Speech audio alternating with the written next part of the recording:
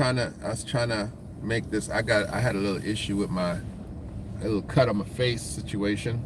I can tell you there's two stories to it. I was wrestling with a lion, and I tussled with a bear, put Spider-Man in a headlock and snatched Superman out the air. Yeah. Disrespected Aquaman, and he snuck me from the back and tried to scratch my eye. That's why I got this band-aid that looks so whack. Yeah, anyway, that ain't what happened. Hey, I try to shave myself. I try to shave my area here. For some of us who have beards, sometimes that beard thing grows up. Oh, I should just tighten this thing up. And I tried to turn the razor sideways. That didn't work. Took a chunk of my face with it, so I didn't want to be uncute on spiel. So I was trying to give myself a few days, but I was like, you know what? I can't make these people go all week and not hear from me. This don't make no sense. It's too much stuff going on. Woo! What a week! First of all, let's start off having a conversation about LeBron James. LeBron, I said there's about five amazing things that I've seen in sports. The top 5 things I've seen in sports. In order. Number 1, Michael Jordan, the shot. In my opinion, he's had 2 of them that I would qualify as the shot. The first time, to me, the shot, the jump shot, catching the ball on his right, going left, pull up, double clutch over Craig Elo, Cleveland Cavaliers. Jordan, Bulls win. That was a crazy shot. That was when I was young. Then the final one against Russell, against Utah, finishes off a perfect career, picture perfect form, the shot. Okay, that's number 1. The Michael Jordan, I call them collectively the shot. Right? Jordan's done so many amazing things. It's like too much stuff to talk about. Number 2, for me, my idol, the guy that I really love watching, the guy that I really positioned my basketball game after, Magic Johnson. When Magic caught HIV, retired from the game, and then they let him come back for the All-Star game, and he won the MVP. Magic won the MVP, and he took on Jordan, took on Isaiah, and he hit that 3 at the end. I was in university, can't remember, man. Couldn't keep the tears out my eyes, man. Magic. That's number 2. That's the greatest. One of the greatest things I've ever seen in sports. Number 3, I'm not going to be disrespectful, is LeBron going past Kareem in 3 quarters, becoming the all-time leading scorer, still at the top of his game after 20 years. That's number 3. I got to put him behind Mike, of course, and I got to put him behind Magic. I just can't put you in front of that. Number 4 is, of course, my beloved Toronto Raptors winning a world championship. That's one of the greatest things I've ever seen in sports. And then number 5 is Kobe's final game, 60 points, saying bye-bye. Final game, 60-point final game. Those are my top 5. And it's been a heck of a week in sports. This whole conversation with me and most of you started talking about Kyrie Irving and Kyrie Irving's commentary and Kyrie Irving's ill treatment by the Brooklyn Nets, by Nike. And look at this. At the end of the day, he has parted ways. Big up, man. Wagwan, Kirk. Yo, Kyrie has parted ways with them dirty man them in Brooklyn Nets. Good. Said he wants a trade. They traded him to Dallas. Yo. If y'all think Kyrie was a bad man with LeBron, if y'all thought Kyrie was a bad man with KD, look upon Kyrie with Luka Doncic. Let me tell you, I think possibly, and it's crazy how Kyrie has played with like super legends, right? I mean, all that's left is for Kyrie to actually play with Steph, but it's crazy how he's just been always the Batman and Robin combo with like the greatest dudes in the game of his era, and now him and Luka, Dallas has just changed. They've just changed the whole. They've just changed the whole situation. A healthy Kyrie on his game and a Luka on his game. That's going to be a very exciting scenario in sports. Make a man want to watch basketball again. To be honest with you, I didn't want the Brooklyn Nets to succeed. I didn't want that owner to succeed at all. I didn't want that franchise to succeed whatsoever. And for me, Kyrie Irving getting out of Brooklyn and going to play in Dallas, the Cuban and his team, that make me want to watch basketball again, to be honest with you. Because I just had I didn't want to watch Brooklyn. I didn't want to watch basketball. I haven't really watched the Raptors. I can't even tell you what their record is. That's not like me. That's not like me. I'll give you a play-by-play on everything that the Raptors are doing. I haven't even peeked. That make me want to watch basketball again. Then, Brooklyn didn't stop there. Brooklyn said, okay, KD, you can go too. With your peasy ass head. You can go too. And they dealt KD. Wow. This is some stuff, boy. And I'm looking at it from the outside in. I haven't dived into it and everything. And I was, because like I said, I wanted to come sooner, but you know, this chop thing that I did with my doggone face, I was like, man, let this thing heal. The thing about face cuts don't heal as fast as I thought they would heal. Anyway, I'm gonna have some African tribal markings on my face when I take this bandage off. Man, I cut this thing like with a razor, just went straight down. Anyway, so they got rid of KD too. Ooh. They said, nah, we're done with this whole experiment.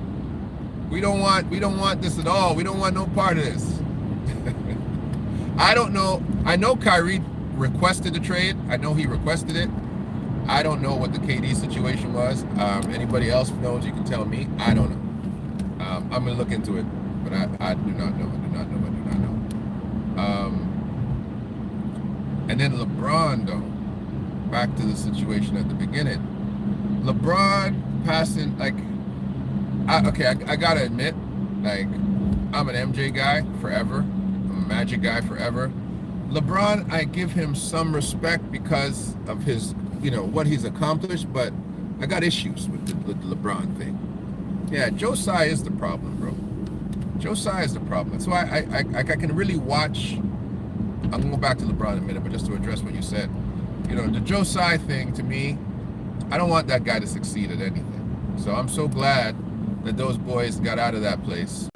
And we can appreciate basketball again without looking at the politics of this guy being successful on the backs of guys who he's ridiculing. KD wanted Siakam. They couldn't do it. And they granted him the trade too. Good for them. Good for them. Good for them. Salute to you too, brother. Salute to you too. Bubba from Brooklyn. Bubba from Brooklyn, man, I apologize, bro. I have no issue with my people in Brooklyn, but I just don't like your owner, man. I don't like your owner. I don't like his behavior. I don't like his attitude. I don't like it. And you know me, I'm pretty militant when it comes to that, bro. I apologize, yo. You know, the Knicks, though, I don't like that dude neither, but if I got to choose between the Knicks and Brooklyn, you know, a close win for the Knicks, like a very close win, you know, photo finish, because I don't like Joe Tsai. I don't like him at all. I don't like him. Good. I'm glad y'all hate him too. Y'all need to run his behind out of Brooklyn. Run him out of Brooklyn. He tanked a very good situation for you guys. Like, that's crazy, bro. Like, you have Kyrie and KD, no issues. You could have just kept on going, right? You listening to the NBA, you listening. Stupid, man. It's just dumb. We had a meeting with Kyrie and everything was okay, and then you're still making him go through all these hoops and jumps, and this don't make no sense, bro. I don't like it. I didn't like it. So, but man, I don't know what Brooklyn's going to do now, because Brooklyn is basically, and this is the way of the NBA today. Like the NBA, are teams like the Toronto Raptors, kind of, people are suffice to have kind of these non-superstar teams, or teams with a a very demure superstar. Like Luka is the best type of superstar for the NBA right now. He's not braggadocious. He's white, and he's not going to be, popping bottles in the club. He ain't going to say anything outlandish. He's not going to be what the NBA is trying to manage, big personalities of black people with political minds. He's not that guy. So he's perfect for the NBA right now. He's a perfect guy for the NBA. Guys like Siakam, perfect for the NBA. He's African. He's worried about his family. He's, again, not going to be out there making political statements, right? And the NBA is happy with them too. And the NBA has been like holding their breath with LeBron, because LeBron every now and then LeBron gets political. Every now and then he gets political. Unlike Michael never said nothing. Michael just kept putting cigars in his mouth, talking about when we going golfing. But most of these guys right now in the NBA, as far as general managers, and they want teams where guys who are basically non-political, guys who are not going to say much,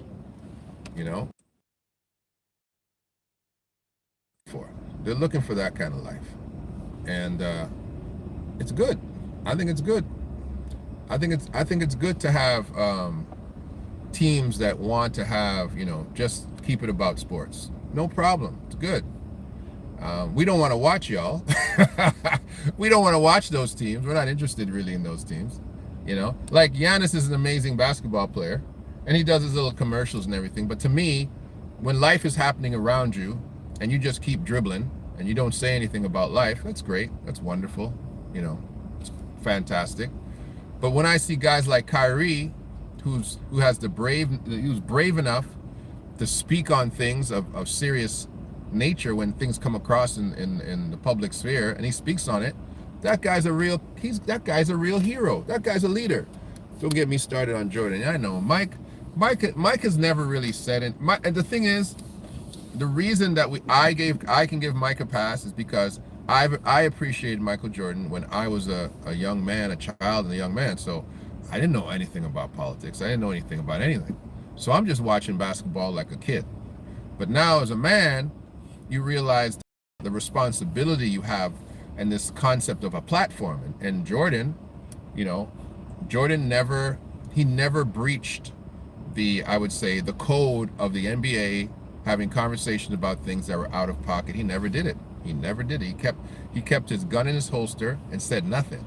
But he's been ridiculed for other things, apparently investing. And I don't know if these things are true. Okay?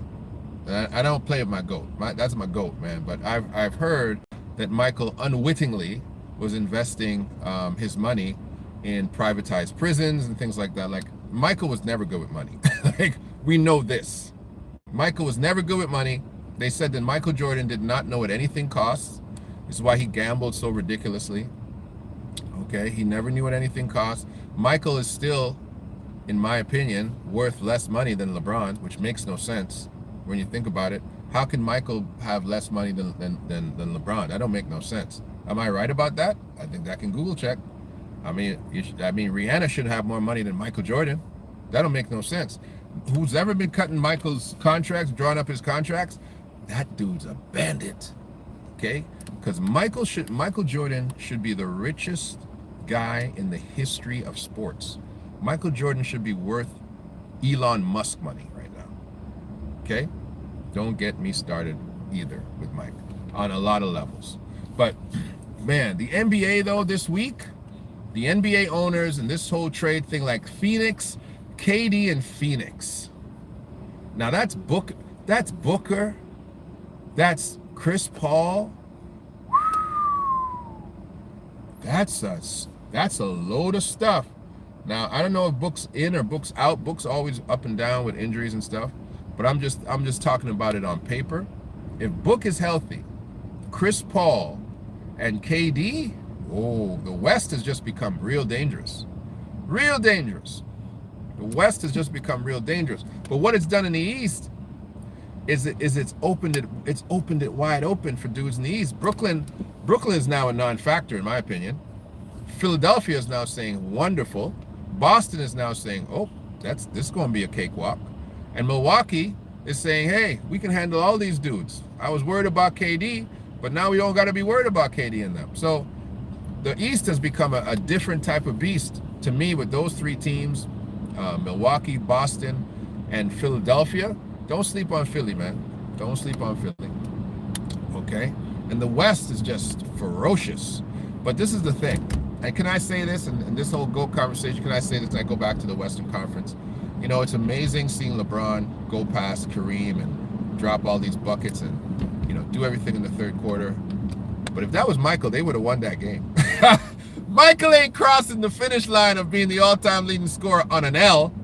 I don't know, man. I don't know. Michael would have said, shoot, we about to win this. I'm going to give these guys 50. We about to win this. You know, that's the only difference. Michael was that alpha that was like, oh, you're telling me I need 36 points to cross the finish line and be the all-time leading scorer? You better, you ninjas better just give me the ball and get out the way. Michael would have went crazy. Am I wrong? Am I wrong? Michael Jordan would have went crazy in that game. And there's no way in God's green earth that the Bulls would have lost that game. Not against OKC, which slash Seattle Supersonics. There's no way in Helsinki, that's in Sweden, I think, that the Bulls would have lost, that Michael Jordan would have let his team lose a game where he crossed the finish line. We just overlooked the fact that they lost and that LeBron crossed. Great individual accomplishment. Anthony Davis sitting on the bench like,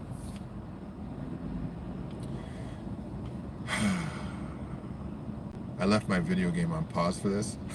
Like, Anthony Davis sat there like, can I get snacks while I wait here? Like, some people didn't care. Can we keep going? Can we keep going with the trades? I don't like how they be doing my boy Russell Westbrook, man. I don't like it, man. They deal old Russ again. Russ has become an NBA journeyman. Russ, a guy who is an MVP, should have been a two-time back-to-back MVP. Should have been a back-to-back MVP. They got Russ. Can't even unpack a suitcase. Russell Westbrook, he got to be living out of one of those. What do they call those? What do they call those things where people are driving their house? They drive. When the old people, they sell their house and they get into those big old things and start driving across country. Oh, but they, or whatever they call it, I don't know. But Russell Westbrook, man, that brother can't unpack a bag. He can't even have a sock drawer nowhere because he don't stay nowhere long enough. Man, how many teams has Russell played on now? Geez, OKC, the Wizards, the Lakers. Where else has he been? Now he's in Utah.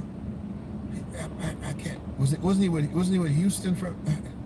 Russell Westbrook has been everywhere. Like, is there anywhere he hasn't played? Like, they just keep moving Russ. They just keep moving him. It's not good, man. And the criticism, and it's terrible. It's absolutely terrible. They don't criticize other guys like that. They make all this big talk about Giannis, and Giannis is doing this and Giannis doing that. I think Giannis is almost leading the doggone NBA in turnovers. Like, Giannis be kicking the ball out the window. Geez, more than the field goal kicker of the Bills. So, I don't know. They just don't. It's because of the media. We know it's because of the media. They don't have a good thing to say about my man Russell Westbrook. But he's an all-time great. He's a first ballot Hall of Famer, and it's just disrespectful to me. One of the greatest surprises to me, though, in this in the whole All-Star thing coming up, All-Star game, which I will be watching. I'm definitely going to watch the All-Star game. I don't care what y'all say. I'm watching it. But I want to watch Donovan Mitchell. Donovan Mitchell is a great story. The Spider. It's a fantastic story of a guy who just put his head down and said, I'm just going to be a great basketball player. I don't care what y'all do, what y'all say about it. And the fact that he is a starter in the East right now just bodes very well for the tenacity and that guy's work ethic. And I love his type. I love that type of NBA basketball player because he's always been nice. He's always been nice. Donovan Mitchell's always been nice. Yeah. Well, that's what I wanted to talk about. I just want to talk about this incredible wild, wild week in the NBA, and look how politics just fair play. We don't care about Brooklyn no more. We don't care about Joe Tsai. You know, we don't care what shoes Kyrie's wearing anymore, because I know he's not wearing Nike. We don't care about none of that no more. We ain't giving the NBA a bly. You don't get a bly from us. I still want an all-black basketball team. I still hope Ice Cube cut all their damn throats. I hope he figures it out. I really do. I haven't given the ADL any kind of bly. Any kind of bly. I've been watching my mouth with them though, but I haven't got my eye on them. I got some stuff to talk about them later on too. But I want to talk about my people and the accomplishments of LeBron and what these guys are doing right now. I think all of these guys, and I think the next generation of basketball players are going to realize that there's something that has to be a competition, domestic competition, for what the NBA brings to the table. The NBA is a monopoly, right? They're a monopoly. And, you know, there needs to be some fair play in respect to other people who can put together a comparable league. We need to go back to our ABA, NBA days. The NBA is a monopoly. It's a small business, some Jewish owners who have monopolized the talent of black people to make themselves multi-billionaires. And it's about time somebody say, hey, you know what? We need to offer something else. We need to offer a different league. We need to offer different brands. We need to offer a different experience and give players, especially these black players, the capacity to own their own team, right? And here's what I would do. I would say we need a scenario where the basketball league itself, listen to me, it belongs to the players, right? It's a publicly traded company, unlike the NBA. It's a publicly traded company of which the players have shares in that company, right? Listen to my thought. I'm giving away gold. I'm giving away gold here. Because like I said, I wrestled with a tiger and tussled with a bear, put Spider-Man in a headlock and snatched Superman out the air. Listen to what I'm saying. Every basketball player in that league, you can't play in that league unless you have a share value. That means that you are a person that people literally want to invest in, right? Just say, hey, you're saying that this is a publicly traded company? Yes, it is. I am a publicly traded commodity. So, for example, let me break this down to some of you. I can be Del K. Brereton, and I can be Del K. Brereton Incorporated. Those are two separate entities, right? Del K. Brereton Incorporated has a value, right? My value is how much money I'm making. My value is how many people want to see your product on my back, right? So every single individual can essentially market their brand individually. You can invest in particular brands. However, let's say you're not the marquee guy, and they're saying, yo, I want to invest in LeBron James, who plays on, you know, the Dallas Diamonds, the Dallas Black Diamond team, right? That's making up a name. And you want to invest in LeBron, and you say, okay, the share price to buy into this particular team is this. Share price of $200 a share, right? And you can buy shares in LeBron James. However, LeBron James's share price affects the share price of the entire league.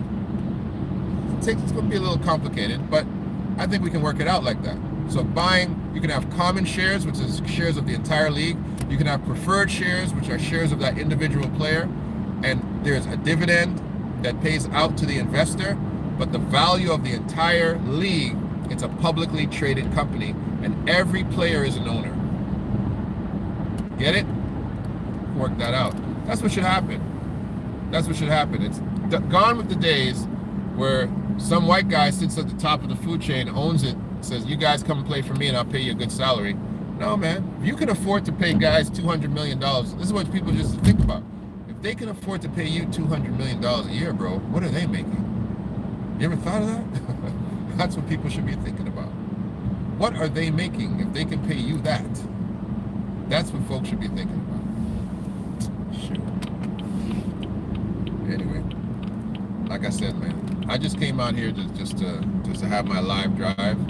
We're gonna have some other conversations later, but I could not just let the week go by, not say hi to you guys, even though, you know, I've got my tribal markings, my African tribal markings on my face. I've joined the new clan, the Wakanda clan, and I've taken my markings. That's not what happened. But I had to say that. Y'all ain't saying nothing back to me though. Y'all ain't saying nothing back to me. Oh, here you are. Oh, here you go. Partial dividends to investors. Yes, exactly. That's what I'm saying, Yvonne. That's what I'm saying. Make it represent black people. Right. Well, anybody can buy shares in it, but those black players who will be in the league, mostly the league will be mostly black because that's what we have. They'll own the league. They will own the league. They will own shares in themselves, and people can buy into them, and there's no worry about pension, nothing. They're a shareholder. They're a shareholder. That's what should happen. A bunch of rich black folk should get together and say, we absolutely should do this. We absolutely should do this. And everybody is a shareholder. Period.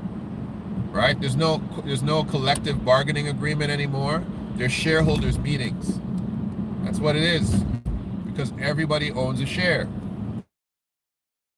No need for a strike. There's no need to ask owners to pay you more. Everybody owns shares. It's a publicly traded company. There's no conversation. There's no nothing, right? Everybody owns shares. The employees are the referees. The employees are the administrators. But the players, there's no more owners because there's no more slaves, right? Think about this. Owners and players. It's just owners and slaves. Forget about that. Everybody's an owner. Once you're in the NBA or this new league that they're going to start, whatever you want to call it, right? You are an owner, period. You're still going to be a draft. There's still going to be people running operations, but you're an owner. Once you're a player, you're an owner. That's what you are, period, automatically, right? Green Bay Packers.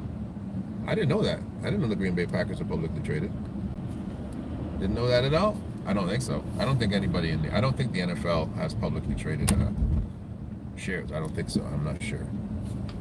I'm not sure. Watchers, players own shares, partial dividend. Yeah, anybody who wants to buy a share can buy a share. You want to buy a share, go ahead. But you can't buy preferred shares because you're not a player. But you can buy common shares, right? Common shares, absolutely. All these brands that advertise with the NBA and all these commercial deals, TV deals, that stuff is crazy money. Where would you rather have your money right now? If you're an investor, cryptocurrency or the NBA? Sam Bankman-Fried, whatever the boy's name is, he took a lot of people's money. Would you rather have invested that money in the NBA or in this guy's cryptocurrency fraud? Listen, some things are just simple, right? No matter what, people are going to want entertainment. No matter what, people are always going to want to be entertained.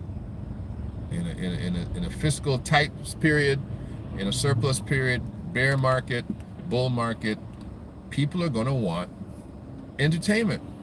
It's a good hustle. It's a very good hustle. So I don't know why more people don't do it.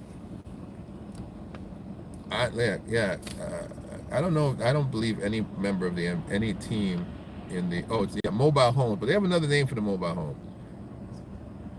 Proper thing. Something's going on behind the scenes with the Lakers. Yeah, the Lakers. That whole Lakers organization is very interesting, you know. But the only thing I like about the Lakers, though, I do like Jeannie Buss, even though she had an affair with Jackson. I don't know what that looked like. That was just, I don't want to imagine it.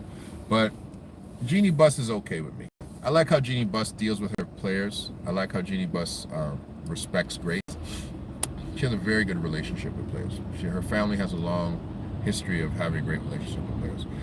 Can I say this though? Can I mention this when we're talking about the Lakers? I don't like Kareem Abdul-Jabbar. I do not like him. He doesn't even have to talk, and I can look at Kareem and be like, yeah, You're one of those guys, Kareem.